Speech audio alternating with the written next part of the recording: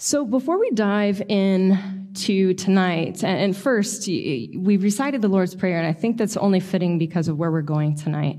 This evening, we'll be starting a 3-week series exploring the Lord's Prayer, the very thing we recited. And I want you to hear this. It's my hope not that you grow to love the prayer, although that's great, but really the meaning behind the prayer. That's the thing I want us to focus on, is the meaning behind the prayer. And if you never recite it, but you live it, I think that would be an accomplishment for us all. But before we dive into that, I want to give you a quick update, because there was how many of you went to Mexico? My goodness. Good chunk of you. And so for those that didn't, I wanted to give you guys an update on our trip, because we've been sharing on Facebook and talking about it, and it's so excited, and Kayla shared. And if you're anything like me, I'd be experiencing FOMO, which, if you don't know what that means, is fear of missing out. And that would be me. I'd be like, oh, I wish I went on the trip. What happened? Tell me about it. And these trips that we take together, they've become, I think, some of the sweetest moments that we've had as a community. And those that have been able to go on them know what I'm talking about. There's these shared moments of community that are much, much deeper than you have in a quick few-minute discussion here, or even afterwards when we have our meal time together. It's something richer and deeper. So we grew, I think, together as a community, and the trips symbolize a lot of things. I think everybody took something different from it. But they symbolize really and embody living beyond ourselves. And I think this is something we'll really get into with the heart of the Lord's Prayer, is it symbolizes and embodies living beyond ourselves. So we're working, we're serving, we're loving, we're connecting, and growing together in unity with each other. Not just each other, but also our Mexican neighbors. And there's something beautiful that happens. And I've said this often, and I don't mean to diminish, I can't talk this evening, diminish. I don't mean to diminish this moment or this sacredness that happens here, because this is beautiful. But I've said often that what happens there, that is church. That is like the heart of church. It is this living in unison and unity and service with one another, and truly reflecting that inclusive love of God. It's mind-blowing. So to create more FOMO for all of you, you're like, man, now I really wish I could have gone. I want you to know, though, that for those of you that couldn't make it, many of you helped us in other ways. You weren't there in spirit. You weren't there physically, but you were there in spirit. You helped us financially. So thank you for that. You helped us by loving and praying, donating various items, and all of that made this possible. So it really is a communal effort here. It made it possible. So I just want to take a moment to thank you. And I do mean that. Thank you all for letting this dream and vision come true. Your hard-earned dollars went a long way, and we're going to show you a little bit about how that was spent and where that went. It helped not only impact the lives of our community, and I love that, because a lot of you have come back from this trip with like this newfound excitement for each other, for life, for spirituality, for God, and it's for your neighbor. And to me, that's what this thing is all about. But it's helped the families in Mexico.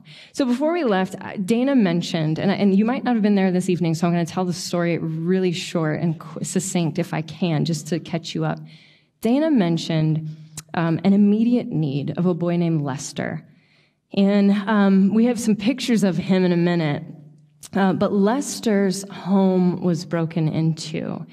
And we had an immediate need of helping him and his family. Now, Lester is a high school boy who, due to death of family members, has become what we would call the man of the house, if you will. And in Mexico, you'll quickly learn there really is patriarchal roles. There really is that. So there is this need to be that earner, that supporter, that man of the house role. If you ever get the chance to meet him, he's a boy with a gentle spirit. The sweetest spirit ever, so kind and gentle, and he's determined. He's got such a determined and unshakable heart. He works hard, extremely hard. He gets straight A's, And he has a lot of disadvantages that we would think would not allow him to do the things that he's been doing. But yet he's this determined young man, and he is really, for more than anything, to help support his mom. He financially started a store in their own home, and this is the story Dana talked about. And you see, this isn't quite uncommon. You'll see this in this part of Mexico where people are doing what they can to make a living. So it might be selling tortillas on the side of the corner. It might be, honestly, you see this often, people just selling their clothes and their belongings, just strewn across in their front yard, just trying to make $1. And Lester put his entrepreneurial brain together at 16 and decided to start a little shop, a little business in their home. So you could come in and purchase different items that you might need. And what happened was someone ended up burglarizing their home and taking their items and all of the store's items. And we were able to, with all the donations, fully restock his entire store and also help. We've been working on their home also, I should add. We've been working on the Lester family home the last few trips we've taken. So we've kind of gotten this bond and connection with this family. It's not just a quick trip where we do work for them. We're actually forming a relationship with them. So we've been making progress on this home. So then one of the next photos we have of Lester is him with not only Dana from our group, but Steps of Love, who is one of the companies we partnered with. And again, you see some more items there. And then the last one is of Lester. The last photo we have is of Lester and his mom, his siblings, and then a few from our crew. And that is his house, which you can't quite see, but they do this often. They come up with a store name and they paint it on their house. And so it sort of becomes their house/place of business. And so that is one of the stories that we were able to do. And I wish I could show you pictures of all the things you see on the street, and I'm sure we'll do that when we have a missions service soon.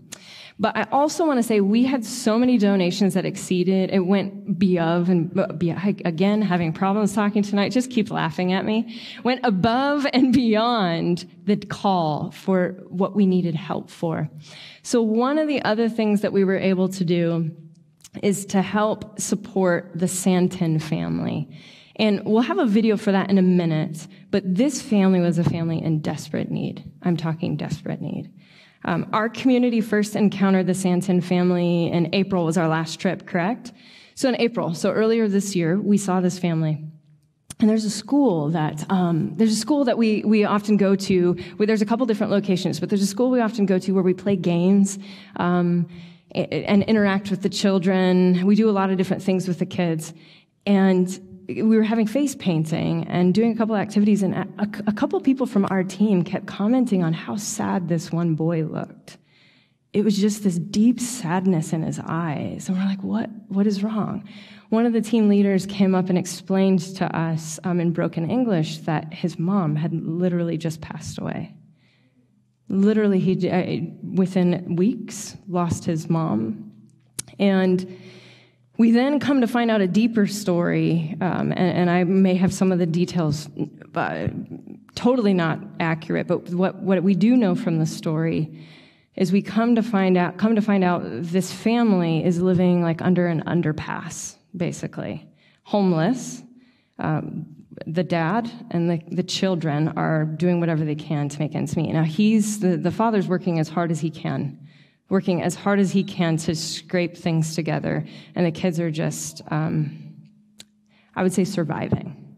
I would say that is the best word. You know, if you've ever studied Maslow's hierarchy of needs, if you've ever seen that, they're here.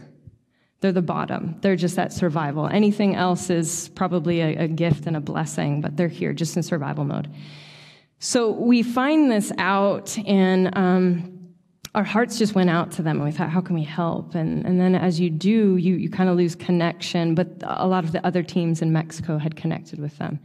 So this trip, it really thrilled us to pick up where we left off and reconnect with this family. This time, this family has a roof over their head, and I'm using that very loosely. You will see part of it in a video, not very clearly. It's a dilapidated shed that's built sort of plywood and pallets. I think there was one extension cord from some random building that they ran into the shed for power, which only ran maybe one item. Obviously, no air conditioning, no nothing like that. No toilets, no shower, just a dirty water outside the yard. It was one of those things I can't put into words, that you go to their place of living and you think, this is where you live? And then we find out they're getting charged rent to live here.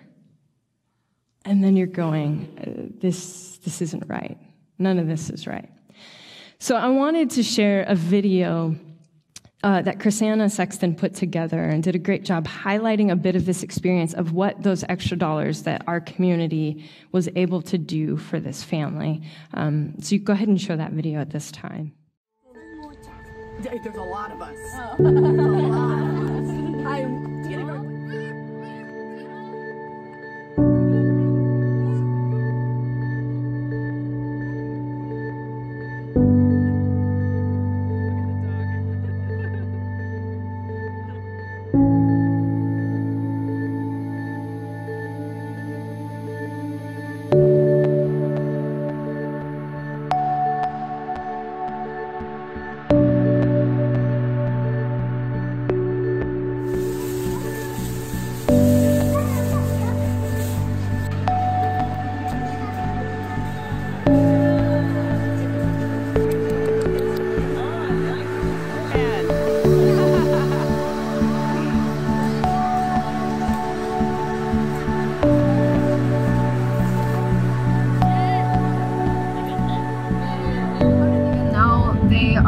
The way that they're living, because that's all that they've ever had. It's just what life is, but being able to, you know, kind of spoil them, you know, get them the toys that they want to play with, and, you know, get the Frozen pajamas because she likes Frozen. But knowing that, you know, now we know that they have some food, we know that they have blankets and some warm clothes, that just feels really good. I would love to do more, but it feels good.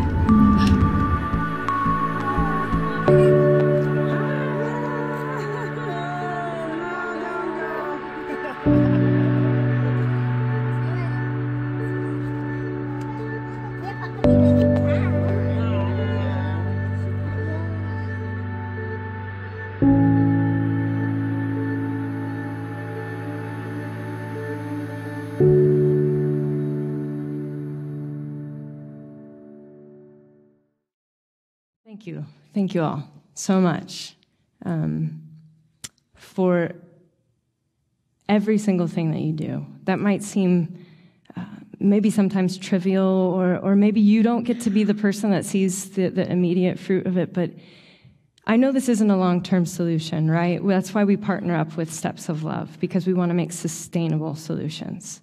We want to make I would love to see this family have a home.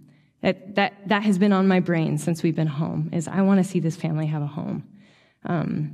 So I hope we can continue to do that, but I just wanted to thank you all that helped, supported, contributed, not only to us that could go, but to the families. We so appreciate it. And Dana, again, we said this before, but thank you for your hard work. We say this every time, but if you hadn't shared your vision with Aaron, this wouldn't have happened. So thank you for that. So can we all give Dana a clap?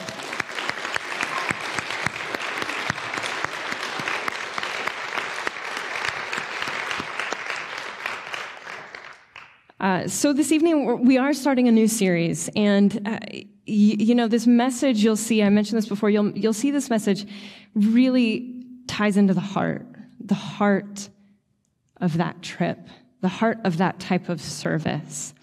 And what we'll do is really kind of focus on an overview of the prayer tonight, and we'll kind of get into really the opening line. So tonight, due to time, and we also have a wonderful Thanksgiving meal afterwards, so in case the announcements will share that, but I want to get that in your brain now so you can get hungry and stay around. That the prayer is really just going to be focusing tonight on the opening line, and in the next 2 weeks, we'll dive in a lot deeper. But before we go any further, show of hands, how many people in this place would say that you grew up reciting this prayer in one form or another? Show of hands. Okay, that's probably the majority of you from what I'm seeing. I guess just for visualization, how many didn't say this growing up? Yeah, so I'd say it's dominant that probably most of you did recite this, and then it's kind of sprinkled in. There's a few of us that weren't raised with this tradition. So how many of you called it Our Father? I got a few people that are like, yes. How many of you called it the Lord's Prayer? Okay, so I can identify who was Catholic. So just in case you've always wanted to know, some of you might know this already, but traditionally Catholics have called the prayer Our Father. So that's why many of you, when you come here, are like, well, the Lord's Prayer, what is that? We don't call it that, Our Father. And Protestants have called it the Lord's Prayer. And you'll also notice a little bit of a differentiation that Protestants added this line, which really is taken from the King James translation, which is the one we recite, which is, "For thine is the kingdom and the power and the glory forever. Amen." Now, I know some of you are so stoked about this series, and some of you are like, oh, the Lord's Prayer. So I'm just going to be upfront about it. That's why we're going to talk about it. The Lord's Prayer uses a lot of ancient language like kingdom and thine and Lord, and very what I would depict as sort of this kingdom or Game of Thrones type language. And it's hard to relate that to modern life. So I thought, this is something we do all the time. Let's talk about it. For thousands of years, humans have been reciting this across the globe.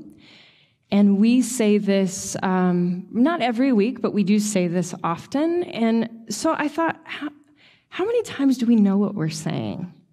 We recite this, but how many times do we actually know the words that come out of our mouths? Have we taken this message to heart, or has this just become some sort of kind of like mechanical thing that we do? Which is honestly quite easy to do with any tradition or habit. You can kind of lose its potency and its meaning just in the habit of doing. So rather than these mechanical words we recite, I really want to, even if you are totally Lord's Prayer adverse in this place, I want to try as a community to get at least to that heart of that message. That we can ask ourselves, what can we gain from this ancient prayer? What is it trying to say, and what wisdom can we gain from, more importantly, apply to our lives? That's kind of what I'm after through this series.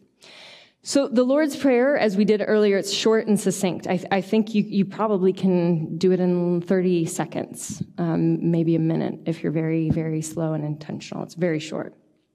It's nicknamed the greatest prayer within Christianity. And many have said this prayer is the very heart of the gospel. And that is, the reason said is because it really reflects, as you'll see later, is sort of that idea of love God and love neighbor. It's this condensed version of loving God and loving neighbor. So some find it the very heart of that gospel. Some are just flat out bored by it. Some find it ancient and archaic and don't get it. Some find that it has no meaning, but it's nostalgic. So maybe the words have lost its meaning, but gosh, it reminds them of the practices they did when they were growing up. It reminds them of the pews that they sat in with their families, and maybe the smell of incense or Catholic Mass. And it gives them this nostalgic transportation, if you will. And then others still find it to be a revolutionary manifesto, a hymn of hope.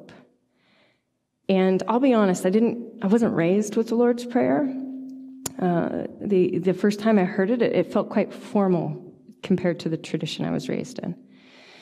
But the words have always fascinated me, and maybe because I was new to it, right? When you're new to something, it's exciting, and when you've been doing it for a while, maybe it loses its meaning.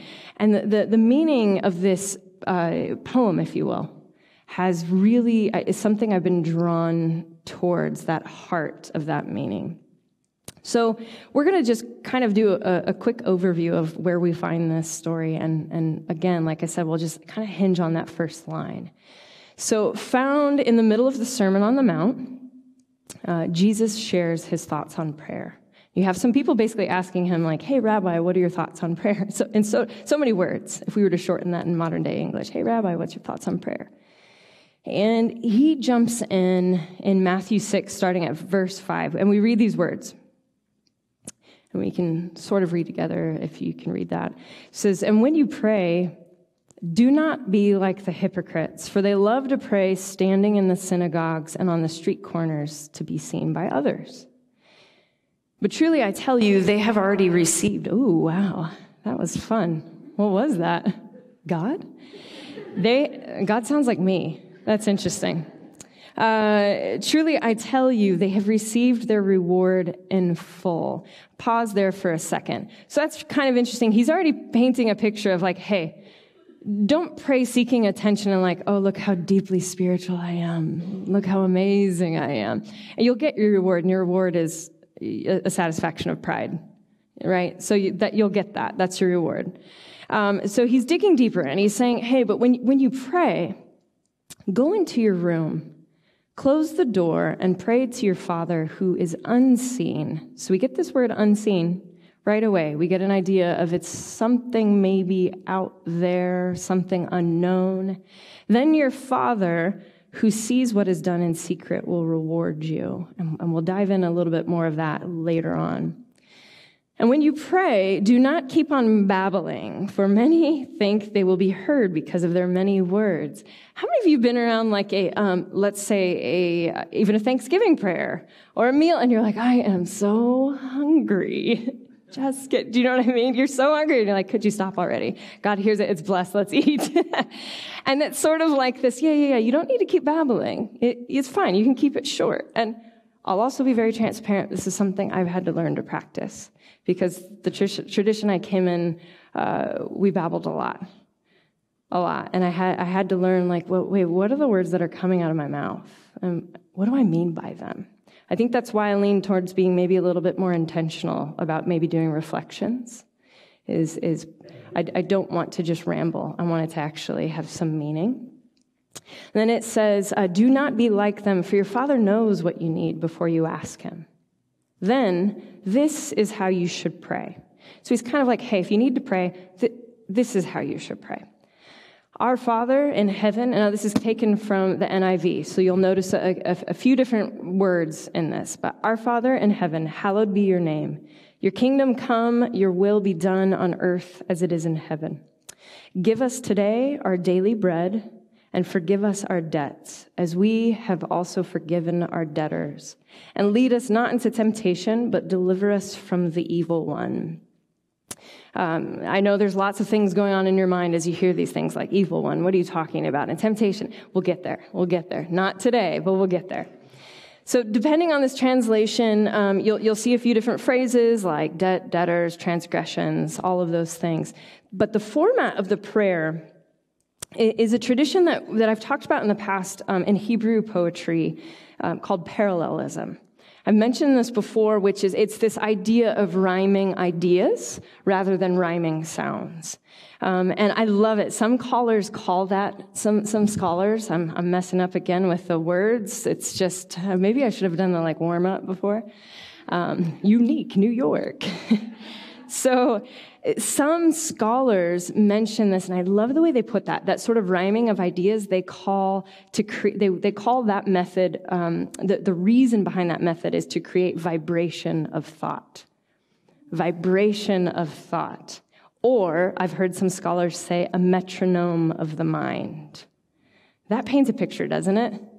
It's sort of like, oh, okay, so it's not a rhyming of sounds, which is easy to do in poetry. It's like, no. We're actually rhyming certain ideas to sort of get this like, yep, there's this metronome, there's this tick, there's this vibration of the mind. And its repetitiveness, if you will, repetitiveness is to catch our attention. Like that. And invite us to ask questions. So it's really to be like, wait, what is that? I'm asking some questions. That's just the air conditioner in case some of you are like, what is happening? It does that from time to time. And so it invites us to ask questions like, oh, why is this being said? Wait a minute, this is repeated. Why is that such a big deal? It causes us to take note. Oh, okay, wait a minute. They've mentioned this a few times. I think this is kind of a big deal. And then if we dig deeper into this parallelism, it invites us to say basically, how does this connect with this? Wait, you've mentioned it so many times, I'm starting to get an idea that all these things that you've mentioned are connecting to each other. So to bring it now to maybe somewhat more modern language that we can understand, this idea of parallelism is found in Martin Luther King Jr.'s I Have a Dream. He uses this tool so powerfully. Can any of you remember those lines that are the famous lines of his speech? What are they? What's that?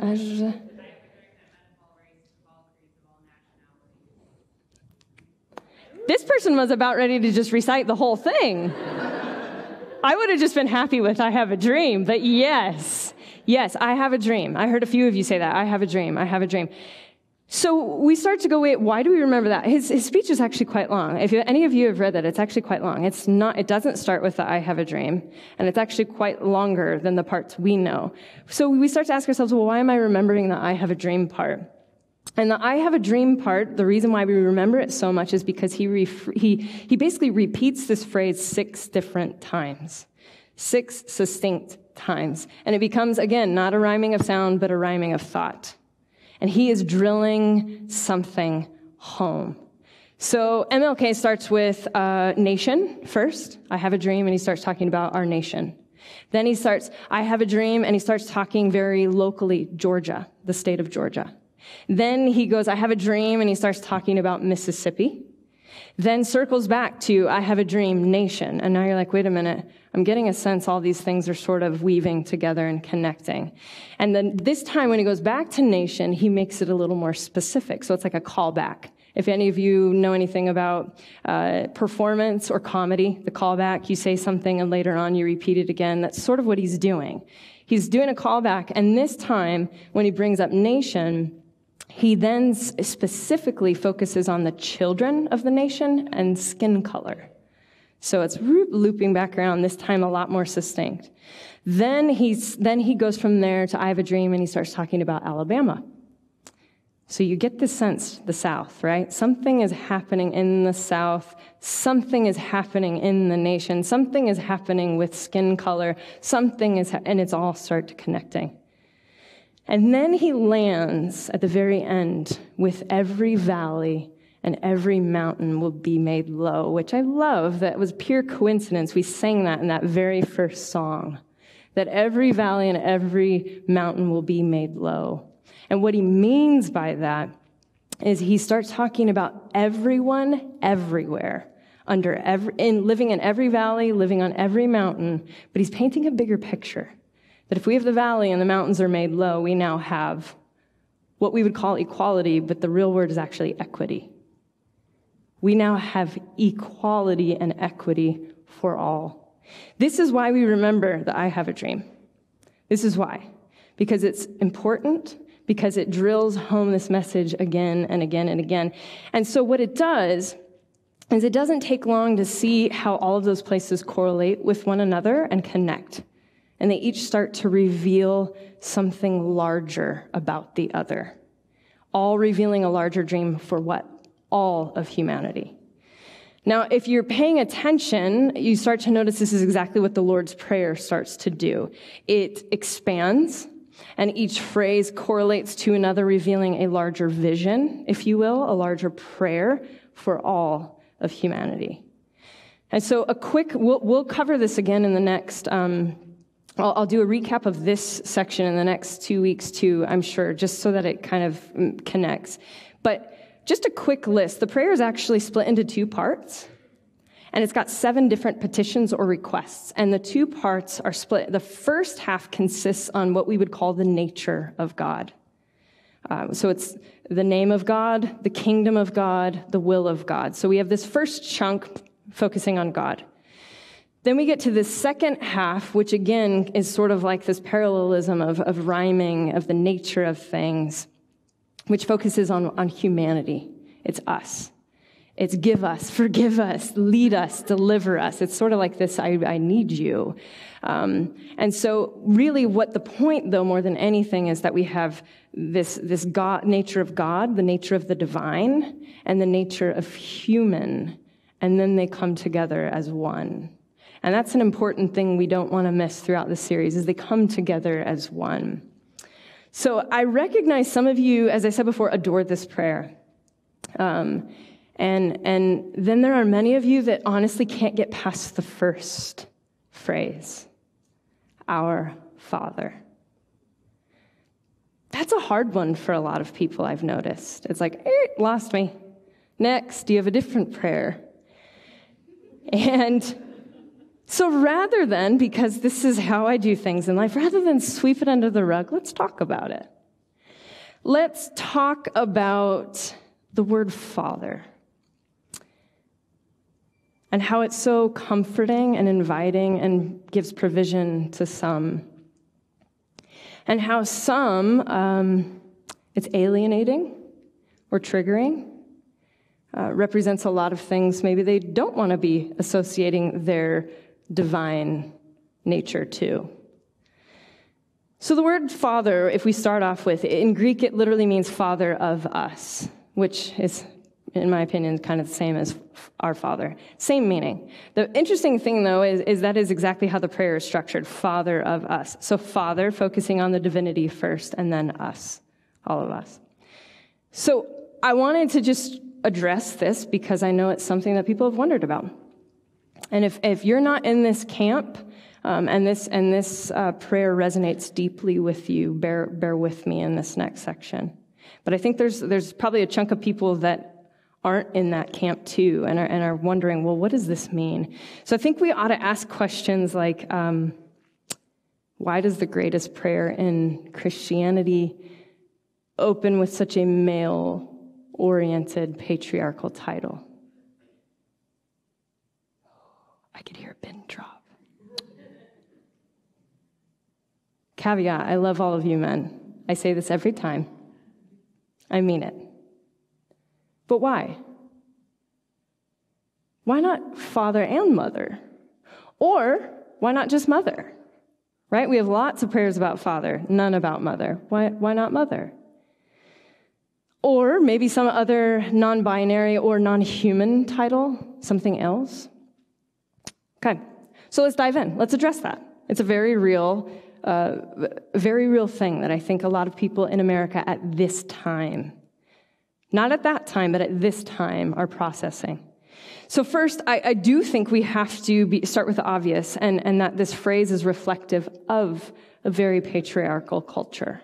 We do have to keep that in mind, that this is very much the culture in which it was written. It's not 2018. We're not having women's marches here, not at all.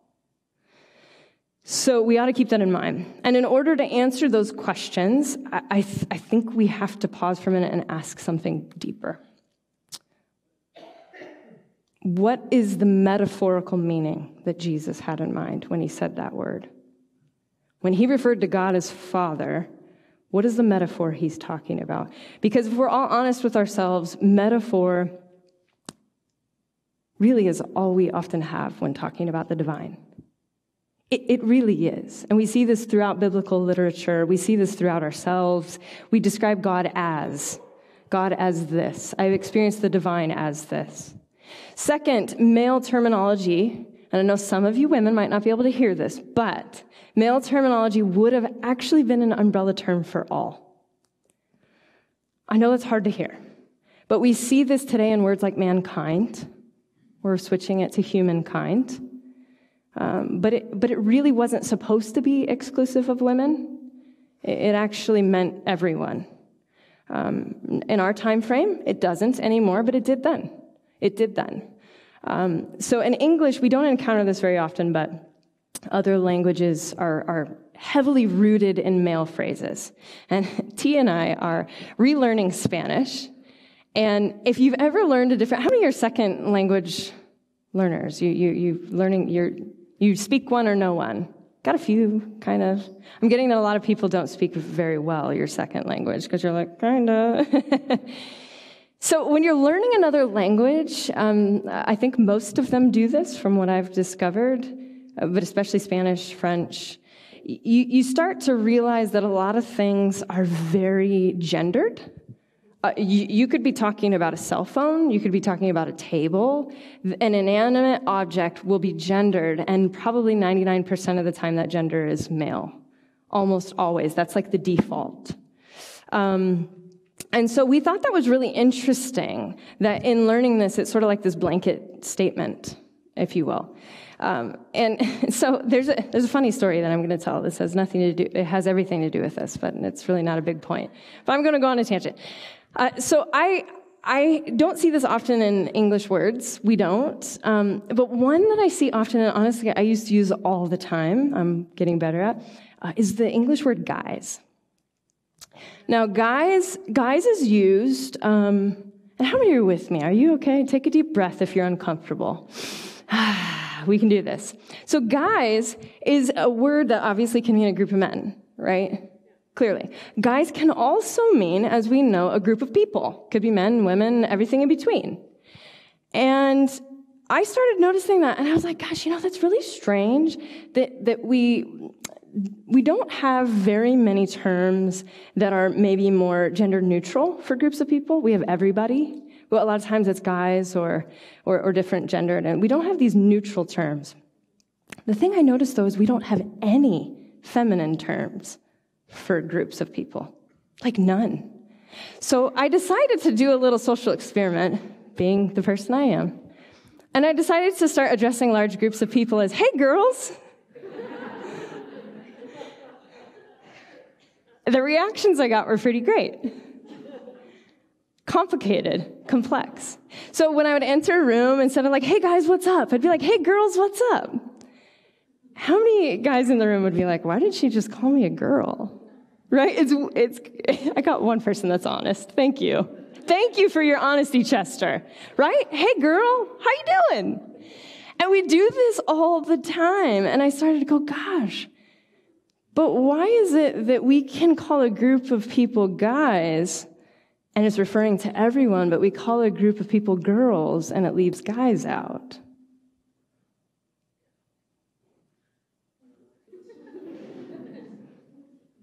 Strange. So I started paying attention to this, and I thought that maybe this is why some of you have a hard time with our Father. Because maybe for you, sometimes it is in masculine terms, which you don't connect to with the divine. So maybe it's odd and foreign. Maybe some of you, though, on a more personal level, father's not a good word, because maybe you didn't have good role models as dads. And it's hard to be praying to something that the only human idea you have of is terrible, or traumatic, or abusive, or maybe not that extreme, but just, meh, my dad was kind of meh. Well, you're then praying to this thing, right? So you have this idea. So I'm trying to paint a picture for some of you that maybe don't understand why the correlation, but also to give some resonance to people that maybe aren't resonating with that word. And then there's, I think, another category, and I'll be honest, I fit into this category, where you've experienced God in a way that's far more expansive, that the word Father really just falls short. It's not a bad word. It's just not all-encompassing. That the God of my understanding that I'm coming to know and seek and learn is just bigger. And I can't contain it in that word. So if any of you fall into those categories in any way, shape, or form, hang with me. Hang with me. Because we need to get past this first phrase in order to get through the prayer to fully understand its meaning. And I think together we'll join together and we'll ask a deeper question that basically says that what is the metaphorical meaning of what Jesus was trying to say there when he's referring to God as Father? So as I mentioned this a little bit before, the biblical term Father was actually intended to be inclusive, okay? So we have to cut him some slack, right? In 2018, we have to cut them some slack. It was meant to be inclusive. And scholars often refer that word father was shorthand for father and mother. It was all inclusive, but just kind of a shorthand. It meant all of that.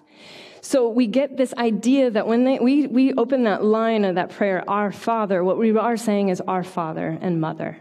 We're saying our parent. We're saying our creator. We're saying our source of all. We're saying the thing that created me from love. We're saying these things. But this also signifies something much, much larger as a parent than just a parent. And it's this idea of like a cosmic householder. So like some sort of cosmic head of the house, if you will. And the head of the house, as we know, especially in 2018, is certainly any human that is running a house. And it doesn't matter who you are. And this is the interesting concept of God as a householder. Because if we study households in that time, households look very different than what we have today. Households that we have today are usually single unit families, right? And households then were more of like a caravan, if you will. It would include your immediate family, your family's family, maybe their family, maybe some cousins, some siblings, some friends, maybe your workers, your servants. It would include animals. So when we talked about household, we also included the animals. When we talked about household, we also included the land. And then we also included all the things in it. So when we talk about God as householder, we're talking about someone that's overseeing all of the things. There's inclusivity there, all of the things. The term father would have been more of that metaphor, if you will, for God as householder of the world. So this would have meant that Jesus didn't view God as maybe some distant thing out there, which sometimes is common, but instead this householder. And as we know, you have to live in the house to be a householder. You don't just own it. You live in it and among it and with the people in it. So it changed this perspective. Jesus starts changing this perspective a bit about what this relationship looks like. And so a few of the metaphors at that time would have been things like creator, protector, provider, and now Jesus paints this picture of householder. And once you recognize God as Father, or in Jesus' tongue, Abba, once you recognize God as Abba, or Father, or parent, or source of all, you now have a responsibility for all those in the household with you. Are you tracking with me? Let me say that again. Once you recognize God as Father or parent or source of all, insert that word there, you now have a responsibility for all of those in the household with you. And what are in the household? All the people, all the animals, the land, all the things. So this message has become increasingly important to me. And as I mentioned, coming back from Mexico, you can't help it. This happens every trip we have. You kind of get on this sort of emotional high. You become just so enraptured, if you will, with wanting to help people, with wanting to serve people. And I thought as I came home from this trip, like, this is the heart of this. This is the heart of this, that those who have less than, that those who go without, those whose voices aren't heard, where equality and equity seem to be missing, where resources seem to be missing, where justice seems to be missing, this is sort of where our role with God comes in. And I was reminded as we spent this time in Mexico that seeing so many without the most basic of needs, we're talking running water. We're talking clothes, food, a place to sleep, the most basic of things, that these people are without those. And I thought to myself that I used to look at these people as charity.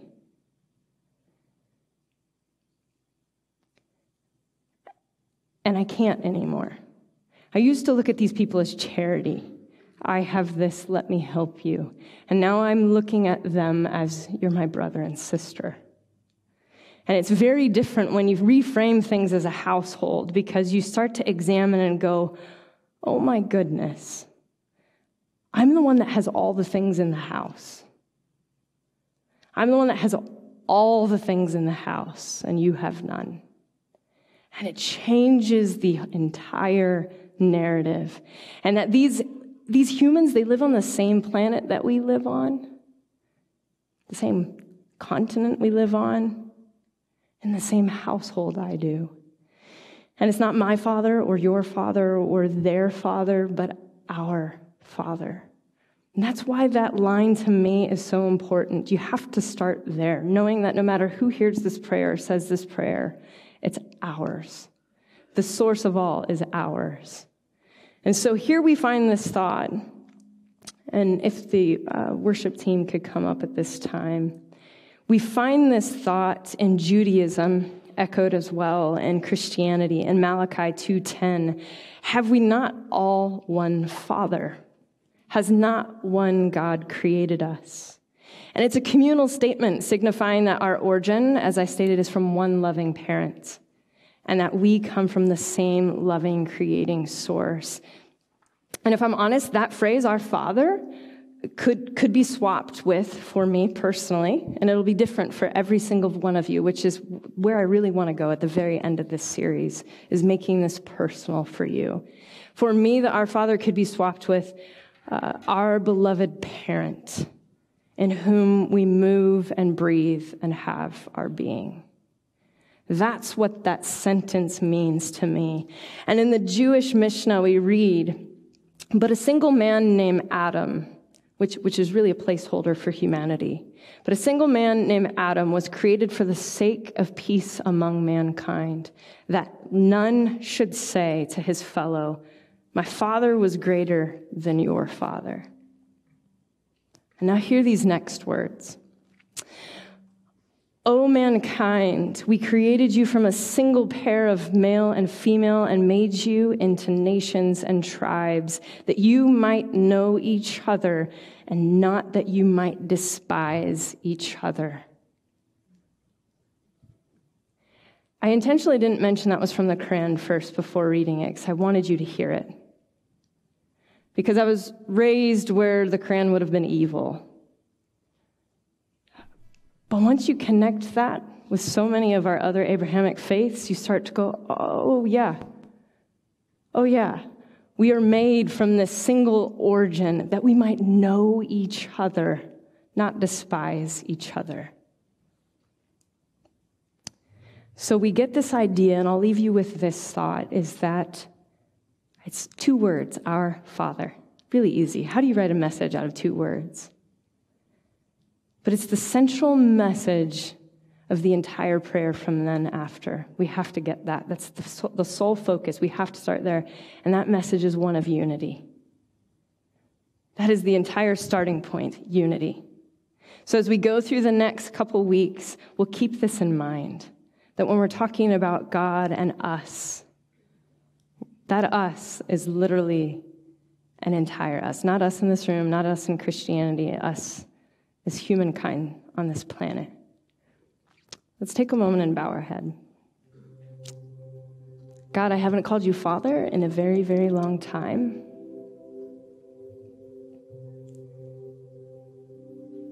And I don't need to explain why, you know.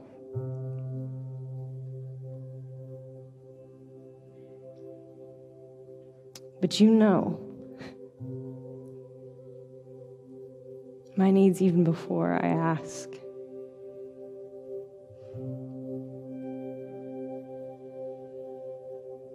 The householder of all, the origin of all, the love of all. And if that's all we receive from you is love, and even if you are found in us as a collective, and all we receive and experience is love, so let it be. Spirit, in a time of anger, violence, divisiveness, we ask for divine love, a love that comes from a place far bigger than ourselves, a love that comes from unity, a love that comes from togetherness, from family, from connectedness. We need that power of love more than ever. Right now, right at this time. in this moment in history.